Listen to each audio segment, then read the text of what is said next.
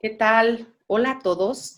Como siempre, un gusto coincidir con ustedes en un nuevo episodio de Mujer Maravilla. Ahora tenemos como invitada a Vero Rivera. Hola, Vero, ¿cómo estás? Hola, mucho gusto de estar con ustedes. La verdad me siento muy honrada por esta invitación a este programa. El simple nombre de Mujer Maravilla, pues me hace sentir, ay, así súper nice, ¿no? Muy bien, muy a gusto. Y pues aquí estamos en esta charla para platicar y exponer, pues, el tema. Un tema increíble que pocos tienen socializado y que muchos juzgan. ¿Por qué? Porque no lo Ajá. conocemos. Y el tema es Ujú. relación social en personas liberadas. Pero antes de entrar en Ajá. el tema, me encantaría, por favor, Vero, que te presentes, que le digas al público quién es Vero Rivera. Sí, bueno, pues Verónica Rivera es una mujer como cualquier otra mujer que que creció siendo niña, que tuvo una familia hermosa, que que gracias a Dios no tuvo complicaciones en su infancia, adolescencia, como muchas mujeres lo han vivido, que las oportunidades que he tenido, pues he sabido aprovecharlas y que esto pues me genera pues muchas ganas de transmitir ese conocimiento. No he sido la excelente alumna, pero tampoco puedo decir que he sido deficiente, al contrario, me ha gustado estudiar, me ha gustado ponerle muchas ganas al estudio. Terminé mi licenciatura, nunca me imaginé que fuera a construir una maestría, entonces cuando tuve la oportunidad fue el último día de la inscripción y dije, bueno, yo me voy a meter a la maestría, vamos a ver qué pasa. Y a partir de ahí comenzó como que la curiosidad por aprender. Ya estaba yo en Secretaría de Seguridad Pública trabajando, entonces me enfocaba mucho al área de la criminología. Cuando elegí la maestría en Seguridad Pública y Administración de Justicia en la Universidad de Guadalajara, pues estaba yo fascinada porque deseaba ver criminología. Pero no era como tal criminología, pero tenía mucho que ver con ello y aún así, pues me gustó muchísimo. Luego, después, me dieron la oportunidad de dar clases, tanto a nivel licenciatura como a nivel maestría, y me daba mucha risa porque yo decía cuando estaba en la prepa, yo no quiero ser maestra, porque mis papás son maestros de primaria y entonces yo los veía que diario estaban trabajando, haciendo programas, lidiando con niños y problemas de casa de niños que no eran los suyos. Yo decía, yo no quiero ser maestra. Y bueno, pues la vida me dijo, tienes que ser maestra. Entonces, ya estudiando la maestría, dando clases, pues fue una experiencia muy bonita y decidí estudiar el doctorado en Ciencias de la Educación en la Universidad Santander. De ahí ya tengo 3 años de egresada, pues poniendo en práctica todos los conocimientos adquiridos. Y parte de esos conocimientos adquiridos, pues los desempeñé, los apliqué en lo que es la Secretaría de Seguridad Pública, Prevención y Readaptación Social, allá hace algunos años, como en el 1999, y posteriormente quedé en Fiscalía General, se desbarata Fiscalía y ahorita actualmente estoy en Secretaría de Seguridad en el área de jurídico. Esa es mi currículum, mi experiencia. Me ha costado trabajo combinar el ser profesionista con ser mujer, ser madre, ser hermana, ser amiga, porque soy muy amiguera, entonces de repente no hay yo cómo partirme en pedacitos para estar con cada uno de mis amigos, pero eso es bueno porque te ayuda a crecer como persona. Así que pues aquí me tienes y aquí me tienen también todos los que nos van a ver y escuchar. Sí, muchas gracias. La verdad es que soy testigo fiel de la extraordinaria docente que eres, la pasión que empeñas en cada una de tus clases y el gran amor que le tienes, obviamente, al tema penitenciario, que es por eso Uy, sí. que vamos a abordar el día de hoy ese tema. Háblanos, por Uh-huh. favor, así, ahora sí, entrándole a esto de reinserción social, ¿con qué se come eso? ¿Cómo empezamos? Uh-huh. Sí, bueno, mira, voy a hacer como una recapitulación hablando de cómo inicio yo en este estudio de lo que es la reinserción social. Cuando efectivamente les hablaba que en el 99 por ahí tuve la oportunidad de ingresar a la Secretaría de Seguridad Pública, Prevención y Readaptación Social, en aquel entonces me tocó trabajar en lo que era reclusorio preventivo. Entonces, yo en la clase, en mi generación, nos decían lo que es derecho penal y hasta la condena. Ya no se sabía nada más de qué pasaba con esa persona una vez que era sentenciada, ¿no? Y la verdad nunca me había dado curiosidad por saber, pero bueno, el destino me llevó para allá. Voy, llego al reclusorio preventivo, me doy cuenta que existen las prisiones, me doy cuenta que dentro de las prisiones hay personas, tanto hombres como mujeres, como cualquiera de nosotros, ¿sí? Que en algún momento dado de su vida algo pasó que los llevó a infringir la ley penal, ¿sí? Pero todos los días yo convivía con ellos, llegaban y, licenciada, ¿le quiere que le volvíen los zapatos? Licenciada, ¿quiere que le traiga un lonche? Licenciada, mire, le ayudo a hacer esto. Entonces yo decía, ¿cómo una persona que está aquí dentro de prisión sea tan amable? Si en la película nos pintan a los delincuentes como los seres monstruosos o más crueles del mundo, ¿no? Después, trabajando ahí, me tocó estar en un proyecto que se llama REI, que todavía existe, que es alimentar el sistema de base de datos de los internos dentro del Estado. Ahí observamos las características de cada uno de ellos y no variaba a cualquiera de nosotros que estamos en libertad, ¿no? Solteros, casados, con hijos, o viudos o viudas, etcétera, ¿no? O sea, eran las mismas condiciones sociales, económicas, culturales, que cualquiera de los jaliscienses que estuviésemos en libertad. ¿Qué había pasado? Pues de repente que un robo, que un homicidio, algunos homicidios dolosos, otros homicidios simples, intencionales, violaciones, y el escuchar el nombre del delito te hacía como que poner una barrera, ¿no? Pero si yo no sabía el delito, yo conocía a la persona, platicaba con ella, yo decía, estoy hablando con un ser humano que siente, que piensa, que le duele estar recluido, ¿sí? Y que dentro de prisión, pues, hay tratamiento, pero no es lo mismo.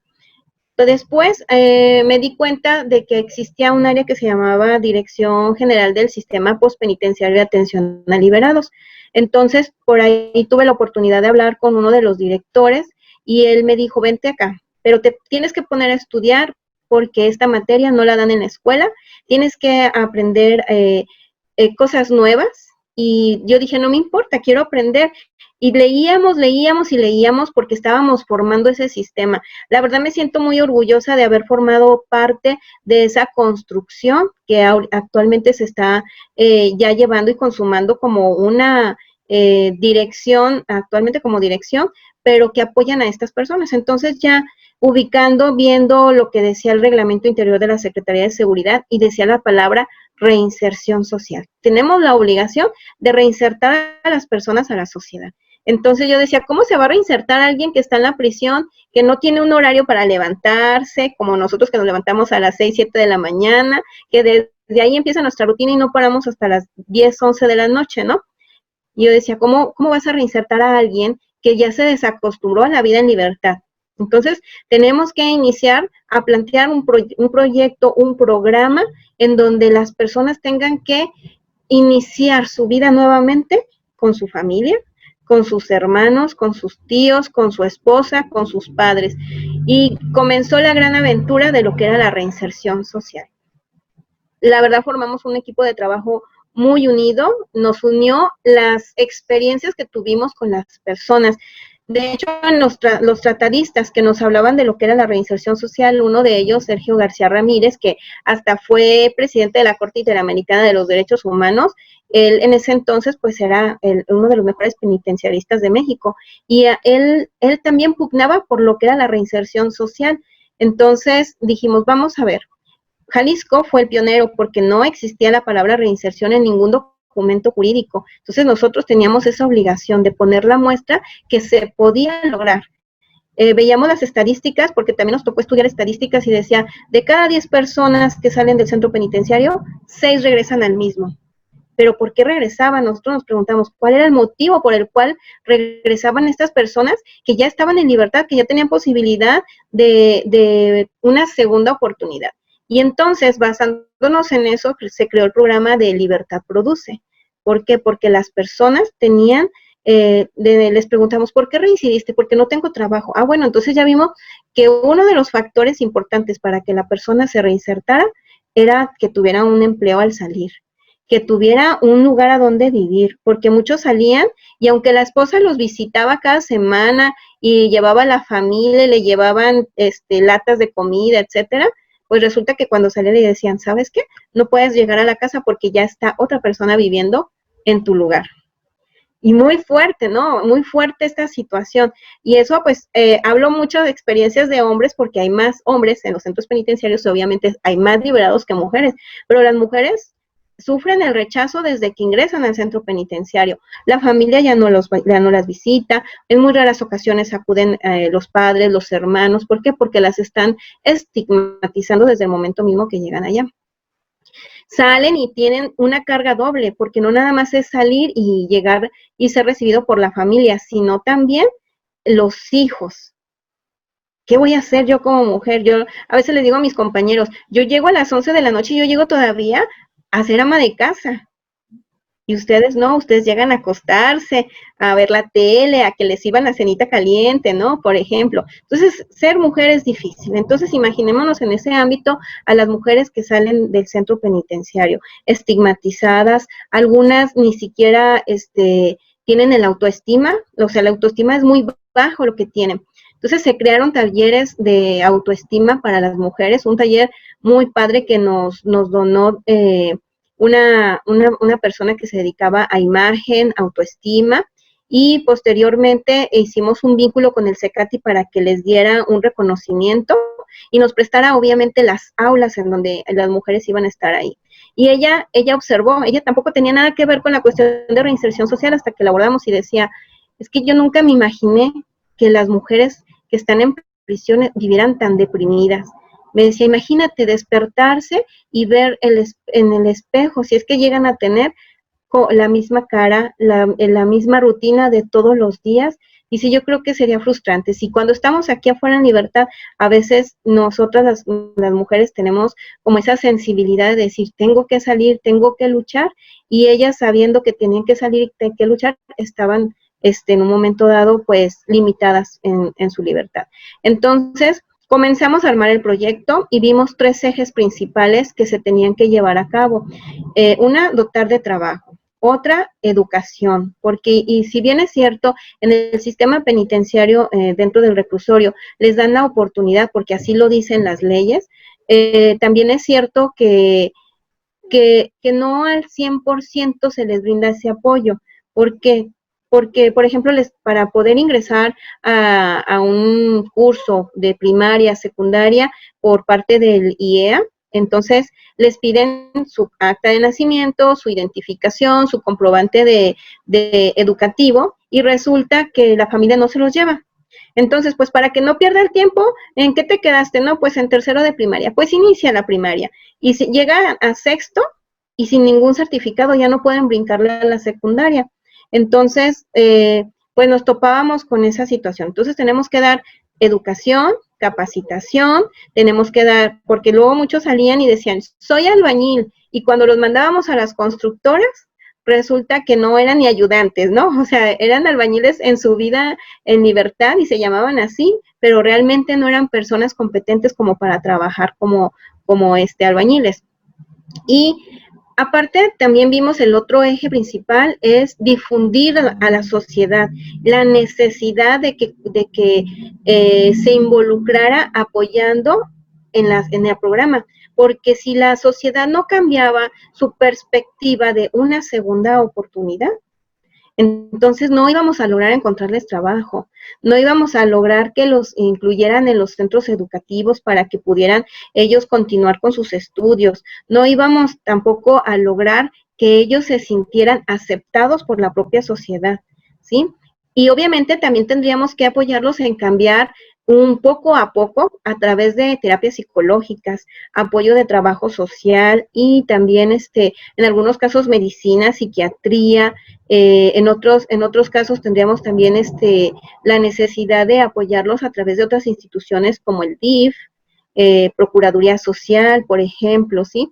Entonces, tendríamos que armar todo este proyecto, este programa con base a ello. Pero ahora, ¿qué le garantizaba al empresario que tuviese esta persona pues el derecho a una segunda oportunidad, ¿no? Nos decían, y bueno, pues yo le doy trabajo, pero a mí la verdad sí me da pendiente, no me vaya a robar, no me vaya a secuestrar. Y luego fue la época de donde se pone el boom de la cuestión de los secuestros, entonces ya empezamos a hacer nuestra labor de convencimiento y señalábamos pues la importancia de que de la necesidad de darle un seguimiento estricto al cumplimiento de las condicionantes, porque las personas cuando salen del centro penitenciario con algún beneficio de libertad anticipada quedan sujetos a estar en vigilancia por el Poder Ejecutivo. Entonces lo que hacíamos era verificar principalmente el domicilio, que estuviese viviendo en el domicilio que les habían autorizado vivir, que estuviesen, si encontraban trabajo por su cuenta, los íbamos a supervisar que realmente estuvieran trabajando, que no nada más fuera una carta a la que se entregara y adiós, ¿no? Sino que realmente ver si trabajaba. Y muchas de las ocasiones nos encontrábamos que sí, les habían dado la carta para cumplir el mero requisito legal, pero ya de hecho llegaban y sabes que no, pues la verdad no te puedo dar trabajo porque ahorita la situación no, y era un simple pretexto porque el patrón no quería comprometerse a apoyarlos.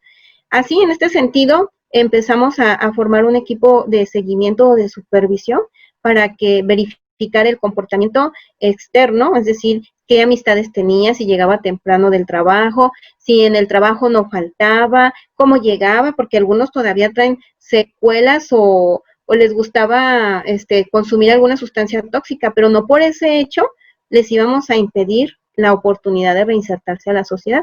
Ahí tendrían que recibir un tratamiento todavía más con relación a adicciones, ¿no? Y entonces el grupo de Alcohólicos Anónimos nos dijo, pues aquí estamos, nosotros apoyamos alcohólicos, drogadictos, a veces hasta vimos cuestiones de obsesión y compulsión por comer, principalmente en las mujeres, y bueno, pues también fue una ayuda. Luego, posteriormente... Tengo ahí poquito, porque entonces, ¿qué papel estamos jugando como sociedad cuando ponemos tanto estigma con relación a las personas que están privadas de la libertad y no queremos dar segundas oportunidades y no queremos estar atentos a lo que pasa en un reclusorio porque simplemente nos genera un rechazo en ese momento que no queremos atender? ¿Cómo lograr empatizar a una sociedad que está produciendo sus propios delincuentes y que no los quiere tener?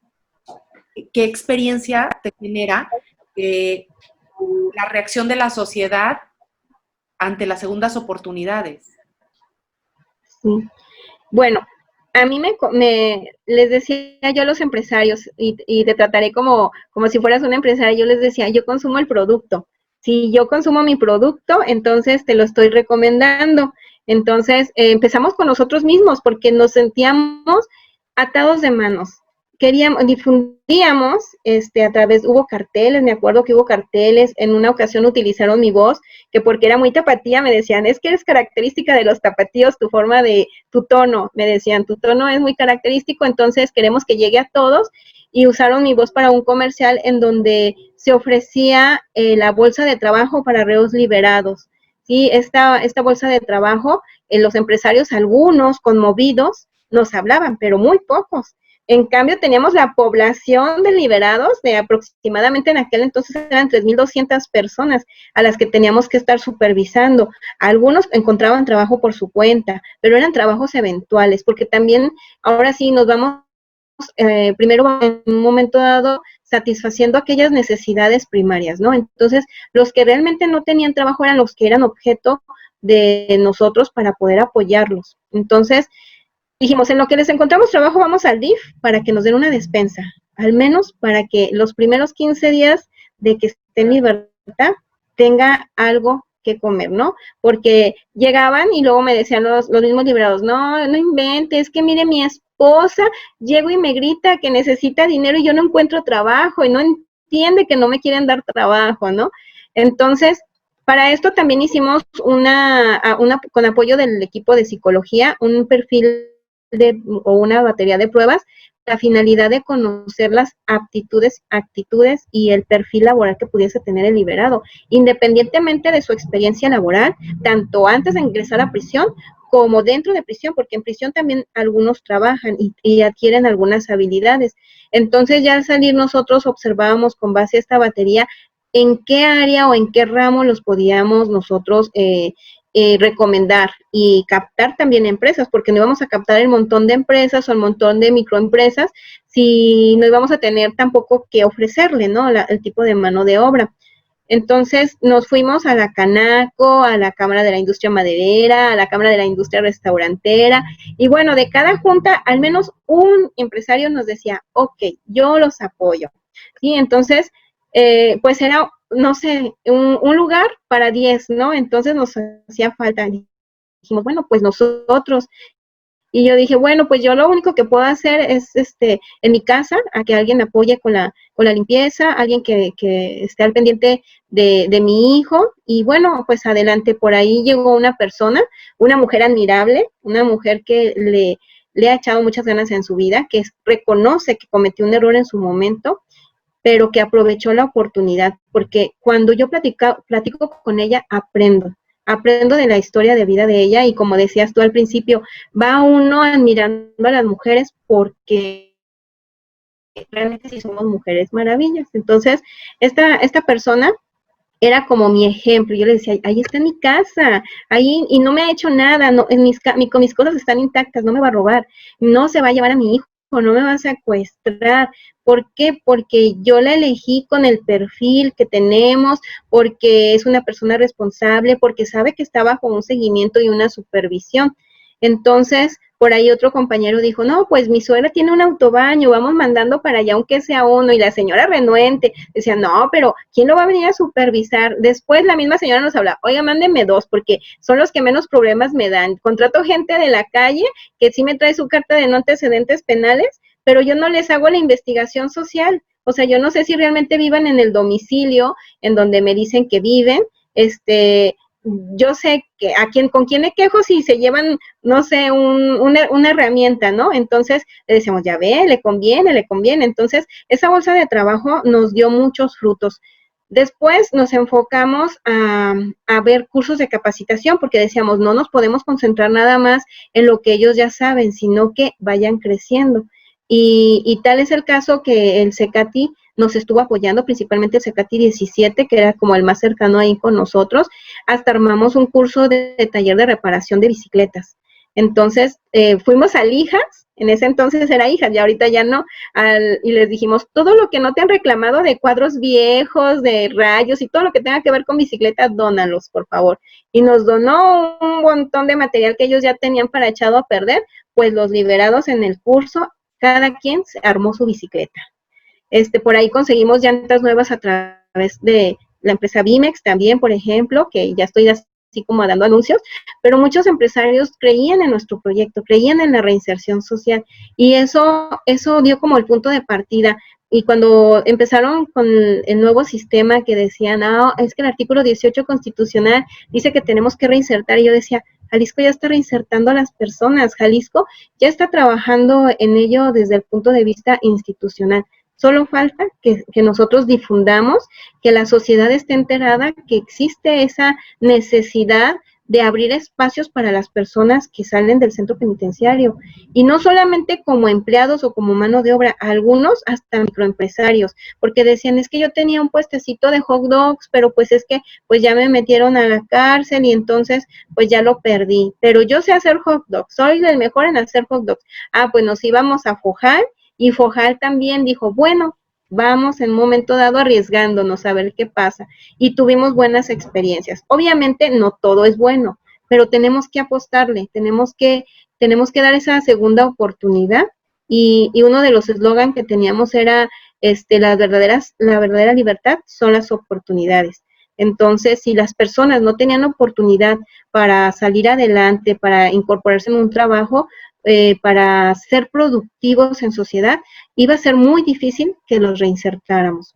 ¿Y cómo lograr Luego, que, o sea, que la sociedad entienda que también nosotros requerimos educarnos, que también nosotros requerimos darnos la oportunidad de entender el contexto de vida que viven las personas en prisión, porque si bien es cierto, tenemos programas y tenemos muchas buenas intenciones de que esto avance, seguimos un retroceso terrible porque seguimos teniendo prisiones en México completamente asignadas, con cero condiciones, donde no tienen contacto con sus familias, donde existe adversidad total para poder conseguir un empleo, como bien lo refieres, y que al final de cuentas, o sea, sales a un mundo en donde te vuelven a etiquetar.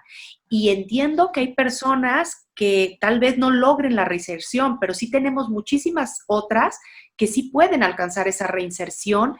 ¿Qué oportunidades tendríamos que brindarle al gremio empresarial para que fuera atractivo de alguna manera con incentivos que procuren la contratación de personas que ya están perfiladas por ustedes, que ya fue un estudio previo que se realizó y que tienen garantías de que van a dar buenos resultados al momento de ser reinsertados en la sociedad? Ujú. Bueno, sí, no, sí ha costado trabajo porque aún, por ejemplo, las autoridades federales en donde está Secretaría de Hacienda o Secretaría de Administración Tributaria todavía no ve esa parte. Entonces, un punto en donde tenemos que iniciar, como dices tú, para que den esos incentivos, así como dan incentivos para aquellas personas que contratan a las personas con capacidades diferentes, también debería de haber incentivos para aquellos que logran dar u otorgar una segunda oportunidad a estas personas. Sabemos que es un riesgo latente, pues, pero la verdad en ese entonces las cifras disminuyeron y del 60% que les hablaba al inicio cuando empezó a funcionar el programa, llegamos a un 10%. O sea, disminuyó de manera magnífica el nivel de reincidencia delictiva en Jalisco, pues, en esta zona. Y no nada más abarcábamos lo que era la zona metropolitana, sino también en los municipios. Por ahí algunos compañeros fueron hasta la Sierra Huichola, porque en todos lados hay personas que en algún momento de su vida cometen delito. También yo le comentaba a los empresarios, cualquiera de nosotros somos susceptibles en un momento dado de ingresar a un centro penitenciario, hasta por un accidente vial podemos nosotros tener la mala fortuna de estar recluidos, a lo mejor por menos tiempo, ¿verdad? Pero a final de cuentas podemos estar ahí y se va a generar un antecedente que a lo mejor va a impedir que tengamos una carta de no antecedentes penales. Y entonces les ponía casos que salían en las noticias en ese momento de que fulanito chocó, mató a no sé cuántas personas, iba en estado de ebriedad y está en prisión. Le digo, no me diga que usted no toma, no me diga que usted no maneja, no me diga que usted no es susceptible en un momento dado de llegar a tener un accidente que esté en un momento dado pues regulado por las normas penales y que pues se tiene que actuar independientemente de que sea usted el mejor empresario, la mejor ama de casa, etcétera. Todos somos susceptibles de vernos involucrados en el ámbito penal. Y había un ejemplo de una amiga mía que ella se sacó la lotería, se sacó no sé cuántos millones, ¿verdad? Pero se sacó la lotería. Entonces dijo, ya no quiero mi casita, la voy a vender porque ya compré otra mejor con lo que me dieron la lotería. Pero ¿qué crees? No puedo sacar al señor que le presté la cochera para que pusiera como una cafetería, vendía lonches el señor. Entonces, el señor ya se creía dueño de ese espacio porque le habían dejado vender ahí sus lonches. Total, un día desapareció el señor porque sabía que le iban a quitar, iban a vender la casa, le iban a quitar el lugar, pero dejó sus cosas. Entonces, a mi amiga se le hizo fácil y levantó todas las cosas, las llevó a una bodega y dijo, cuando venga el señor a pedírmelas, pues se las doy. Vendió la casa la modificaron porque hicieron un negocio los nuevos compradores. Y de repente un día llegan y le dicen, señorita, ¿es usted fulanita de tal? Sí, sí, soy. Pues acompáñenos. Llegó hasta femenil. Estuvo recluida alrededor de 4 o 5 días por el delito de despojo.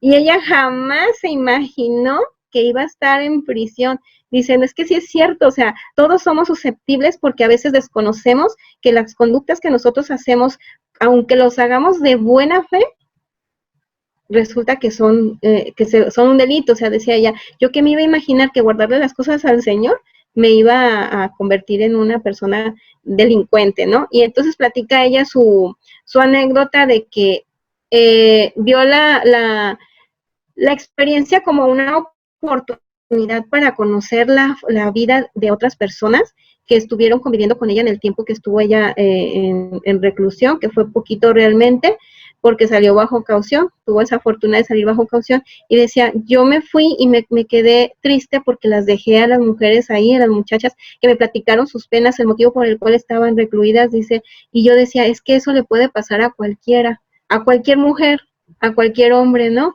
Entonces, dice, me sirvió a mí, le sirvió a ella porque ella era psicóloga, entonces aprovechó y dio un poco de terapia a las personas con las que convivió, pero también era como una forma de ejemplificar cómo de algunas conductas, acciones, situaciones nos llevaban a tener ese vínculo y no por eso no teníamos derecho a una segunda oportunidad.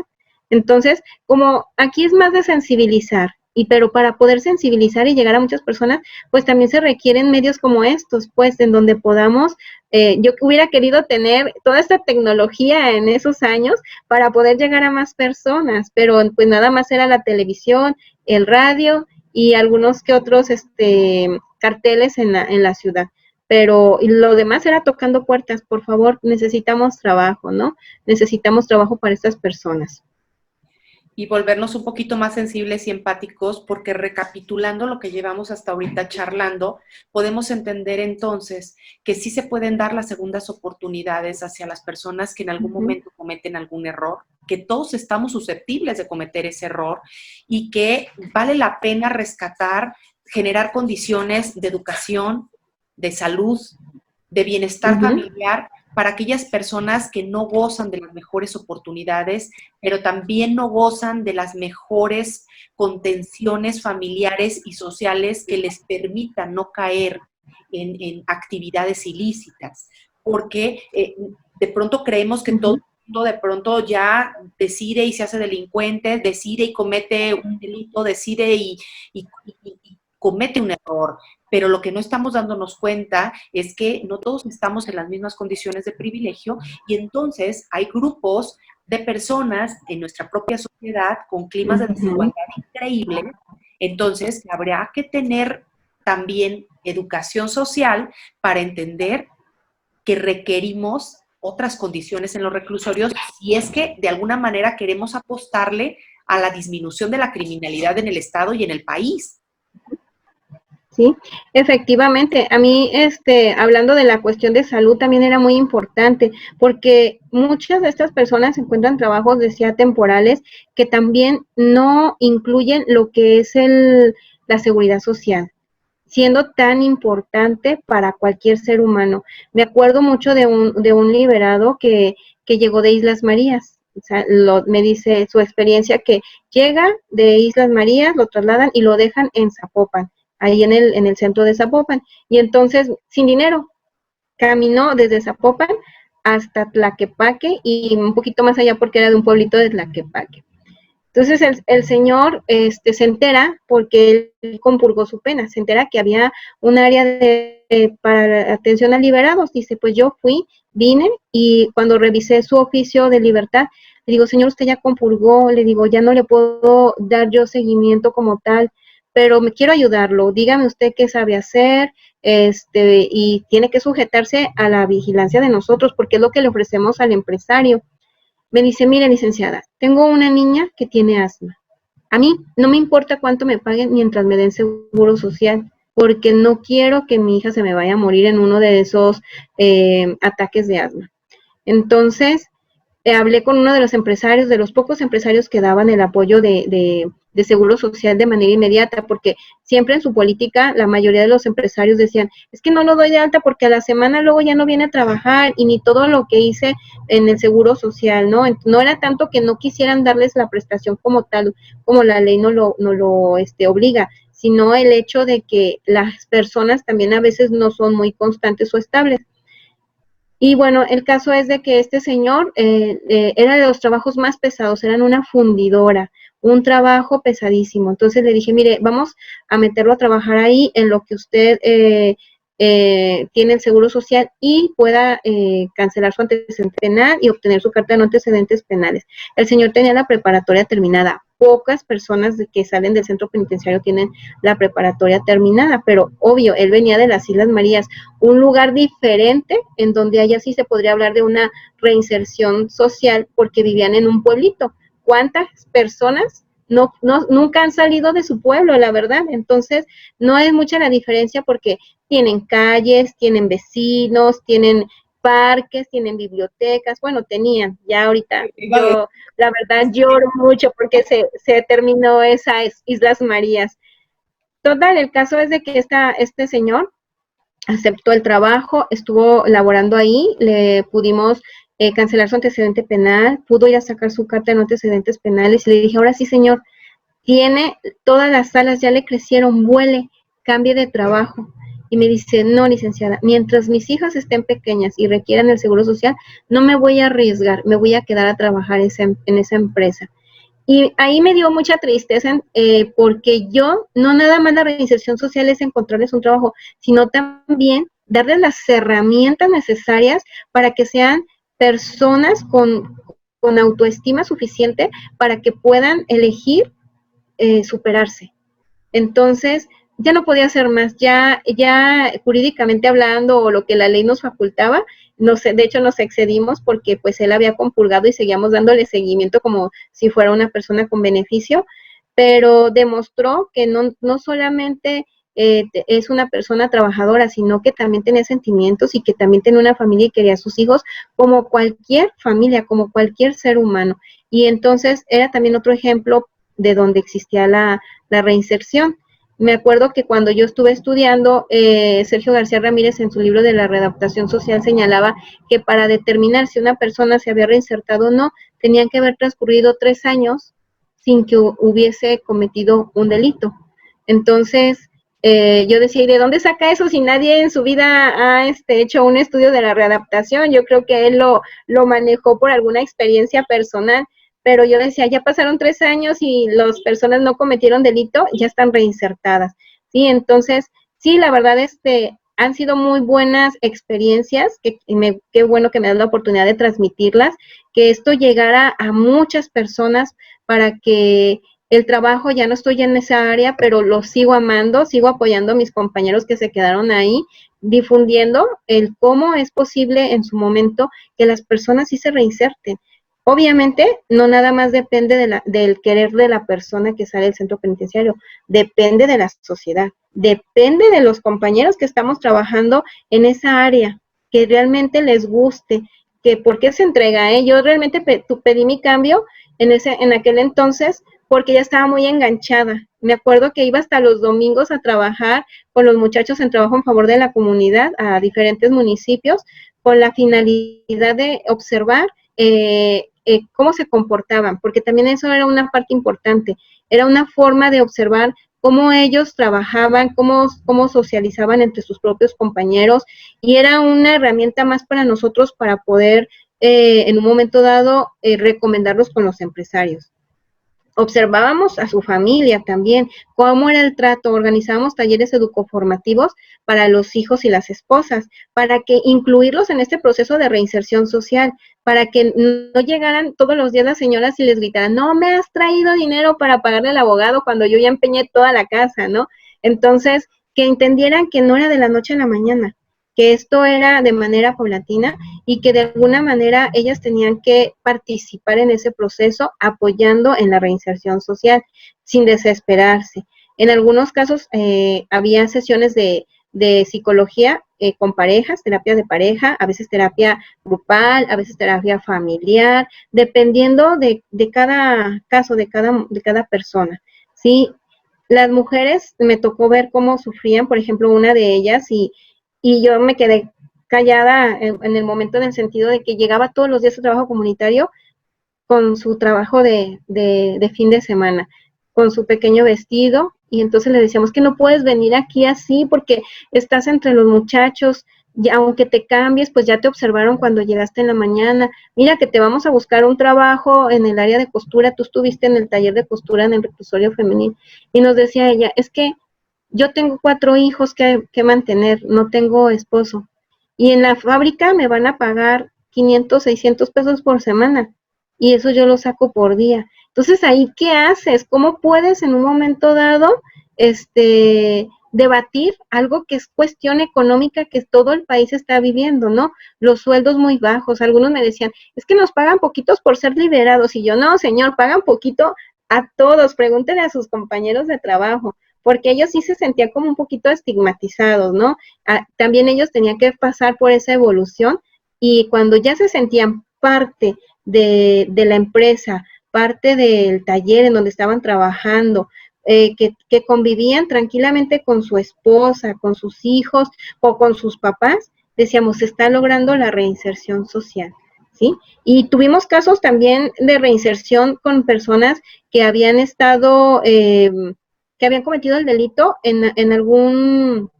por algún trastorno mental transitorio. Entonces, pues ellos es más, aún más trabajo, porque tiene uno que darles el apoyo psiquiátrico, el apoyo psicológico, y no nada más a ellos, a toda la familia, a todo su entorno. Entonces, yo decía, si logramos que ellos que tienen un factor extra, todavía se logra reinsertar, es que existe la reinserción, es que sí hay que apostarle para evitar en nivel terciario, pues, la reincidencia delictiva. Hay que empezar a cerrar entonces con algunas conclusiones. ¿Sí? El tema está delicioso, muy reflexivo, porque te invita a ser tu propio observador social. La gente que nos está escuchando, conviértanse en observadores. Eso que dice Vero, que de pronto ya la comía tanto, esa necesidad de acudir a ver qué estaba pasando con esos chicos, si realmente se estaban reinsertando o no, es de alguna manera también ese espíritu observador que debiéramos tener toda la sociedad, para dejar, por favor, de lado tanto prejuicio, que lo único que hace es fomentar la falta de identidad de las personas que están recluidas, porque se sienten extrañas, porque se sienten atacadas también por una sociedad que los ve así, los ve como alguien que no merece el espacio, que no merece el tiempo. Entonces, Vero, por favor, cierra con algunas conclusiones para que los escuchas sepan por qué tú sí apuestas a la reinserción social desde tu experiencia profesional. Yo apuesto a la reinserción social porque estamos hablando de seres humanos, en principio, ¿sí? Entonces, va de la mano con la protección a los derechos humanos. Entonces, si nosotros decimos hay que respetar los derechos humanos, creo que tenemos que empezar desde esa parte, de que estamos viendo personas, no estamos viendo delincuentes, estamos viendo personas que en algún momento de su vida cometieron un error que los llevó a estar en prisión, ya cumplieron su castigo, entonces ya hay que darles la segunda oportunidad, ¿sí? Y no preguntar cuál fue el motivo por el cual estuvieron, porque entonces desde ahí estamos estigmatizando. Tenemos que apostarle a la confianza, ¿sí? Es como yo les decía, es cuando ustedes se pelean con el esposo o la esposa y dicen, ándale, dame una segunda oportunidad. Es exactamente lo mismo, desde otra perspectiva, pues, en donde tenemos que confiar que van a llegar temprano, que van a trabajar, que van a dejar la droga, que van a ir a su terapia en el grupo de alcohólicos anónimos, drogadictos anónimos, que están sujetos ante una autoridad a comportarse, a portarse bien, a evitar consumir sustancias tóxicas y sobre todo a reincidir. Y luego también la experiencia que vivieron en prisión, yo creo que muy pocos de ellos quieren regresar a vivirla. Entonces, eso es un factor muy importante.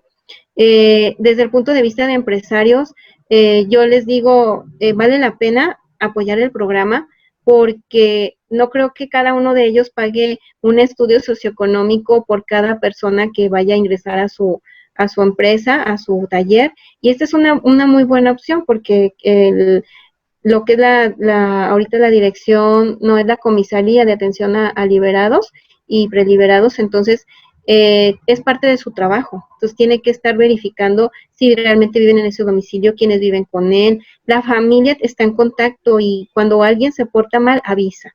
Entonces, vale la pena apoyar a una persona que sale del centro penitenciario. Y el trabajo es apoyar a una, porque lo van a querer apoyar a todos. La verdad les va a generar confianza y sobre todo les va a generar esa como como cuando reciclamos ese sentimiento de que digo, estoy apoyando al planeta, estamos apoyando a nuestra sociedad también. Muchísimas gracias. Es valiosísima la información que se acaba de generar el día de hoy en este espacio, en donde Vero Rivera nos habla, yo apuesto por la reinserción social y yo apuesto por las personas que son liberadas en una segunda oportunidad.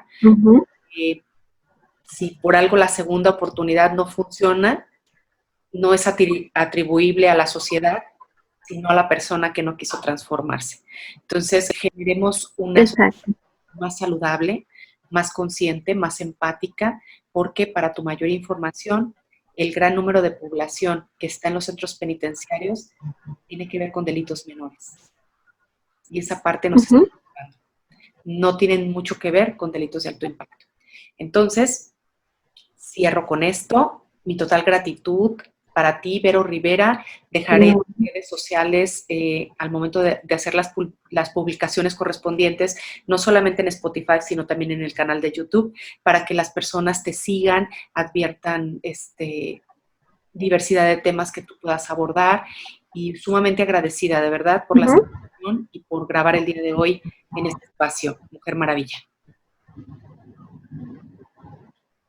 Ay, muchísimas gracias y al contrario por permitirme dar a conocer mi experiencia y que espero que a muchos les interese y que otros más salgan beneficiados de esta plática.